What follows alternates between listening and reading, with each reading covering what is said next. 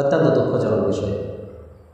নিজের উপস্থিতিতে নিজের চোখে একদিন দেখলাম কোনো এক মাযহাবী মসজিদে একজন আল্লাহর ওলি বক্তব্য দিচ্ছেন। কত সুন্দর সুরেলা কণ্ঠে বক্তব্য দিচ্ছেন এবং শ্রোতাদের নিকট থেকে এই অঙ্গীকারনামা নিচ্ছেন যে সবাই বলুন আল্লাহ এবং তার রাসূলের বিধান ছাড়া আমরা আর কারো বিধানের নিকটে মাথা নত করব না।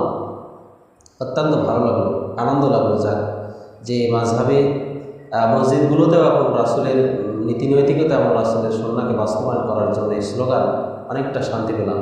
কিন্তু কিছুক্ষণ পরেই যখন দেখলাম যে বাংলা বক্তব্য শেষ করে ইমাম মুক্তাদের উদ্দেশ্যে বলছেন আপনারা দাঁড়ানো সুন্নাত নামাজ পড়ুন, জুমার দিন খুতবার মাঝে সুন্নাত পড়া এটা একেবারে বেকুবের পরিচয় ছাড়া অন্য কিছু নয়। এমন কোন হাদিস আছে যেখানে খুতবার মাঝে বক্তব্যের মাঝে যেখানে সুন্নাত করতে হবে ইমাম মুক্তাদি সবাই মিলে? এই হাদিস এই সুন্নাহ এই প্রথা কি রাসূল থেকে প্রমাণিত?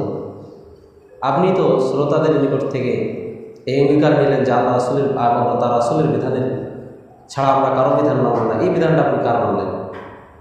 কিছুক্ষণ পরে আবার দেখলাম বাংলা বক্তব্য শেষ করে সুন্নাত নামাজ আদায় করে আবার দাঁড়িয়ে ফেল করে আরবিতে কী বক্তব্য যে দিচ্ছেন উনি তো নিজেই জানেন না শ্রোতা কী বুঝবে।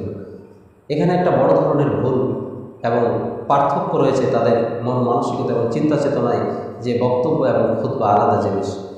এটা তো একটা সাধারণ মানুষ যারা আরবি বোঝে, সাধারণ স্টুডেন্ট একটা আরবি ভার্সনে যারা লেখাপড়া করে তারাও বোঝে যে খুতবা এটা আরবি শব্দ, তারই বাংলা হলো বক্তব্য। তো বাংলাতে বক্তব্য এবং আরবিতে খুতবা আলাদা, খুতবাকে আবার আলাদা ভাগ করে নিয়ে খুতবার মধ্যে আবার দুইটা ভাগ করে নিচ্ছে।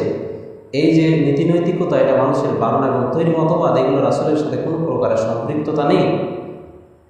আল্লাহ রাসূলের বিধান মানতে হলে সর্বক্ষেত্রে পুঙ্খানুপুঙ্খানুভাবে রাসূলের একটা সুন্নাহকে, রাসূলের একটা নীতিকে আপনি যদি জবে করে দেন, মেরে ফেলেন, আর আপনি গলা ফাটিয়ে চিল্লিয়ে বলেন যে আল্লাহ রাসূলের বিধান ছাড়া আমরা কারো বিধান মানি না, এটা গাঁজাখড়ি এবং অবাস্তব এবং কাল্পনিক ছাড়া অন্য কিছু নয়।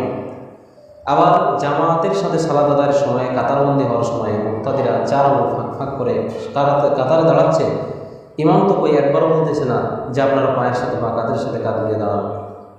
রাসূল সাল্লাম থেকে এমন কোনো হাদিস কি প্রমাণিত যে চার আঙুল ফাঁক করে কাতারে দাঁড়াতে হবে? চ্যালেঞ্জ দিলাম, এমন কোনো হাদিস যদি থাকে তাহলে পেশ করুন।